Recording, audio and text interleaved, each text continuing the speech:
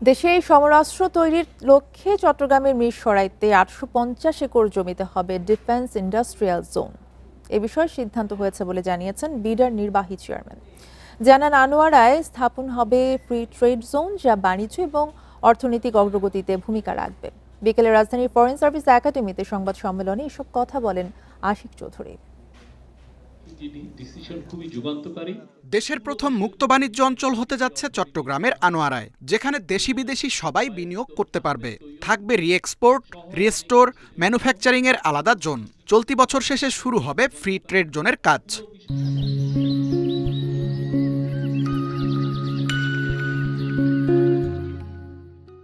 Free trade zone এলাকার তৈরি করার জন্য নীতিগত সমর্থন আজকে এখান থেকে পেয়েছি। এটা আমরা ফাইনালি ক্যাবিনেটে নিয়ে যাব, বাট ক্যাবিনেটেও সিমিলার লোকজন বসেন, সো আমরা আশা করছি এটা ক্যাবিনেটে অ্যাপ্রুভড হবে। এই ফ্রি ট্রেড জোনের লোকেশন হিসাবে ইনিশিয়ালি আনোয়ারাতে, চট্টগ্রামের আনোয়ারাকে আইডেন্টিফাই করা হয়েছে। প্রায় 600-650 একর জমির উপরে একটা ফ্রি ট্রেড জোন তৈরি করার চেষ্টা চলছে।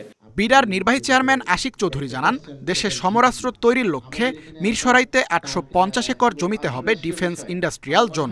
এটি দেশের সমরাস্ত্র খাতকে এগিয়ে নেবে। গত বছরের জুন পর্যন্ত আসলে ইন্ডিয়ান ইকোনমিক জোন হিসেবে আইডেন্টিফাই করা ছিল। তারপরে অনেকে শুনেছেন যে ওই প্রজেক্টটা ক্যান্সেল হয়ে গেছে, তো ওই জায়গাটা অ্যাভেলেবল ছিল। আমরা ওই জায়গাটাকে এখন রিপারপাস করে ডিফেন্স ইন্ডাস্ট্রিয়াল পার্ক হিসেবে এয়ারমার্ক করছি, এবং সেটা আমাদের মাস্টার প্ল্যানে, বেজার মাস্টার প্ল্যানে এটাকে অন্তর্ভুক্ত করা হবে।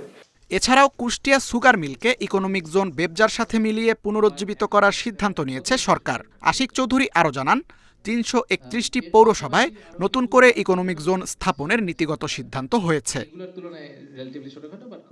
যেসব প্রবাসী বাংলাদেশি বিদেশি বিনিয়োগে সহায়তা করবে, তাদেরকে ১.২৫% শেয়ার দেবে সরকার। চীন, দক্ষিণ কোরিয়া, ইউরোপীয় ইউনিয়নের বিভিন্ন দেশে বিডার অফিস চালু হবে বলেও জানান আশিক চৌধুরী।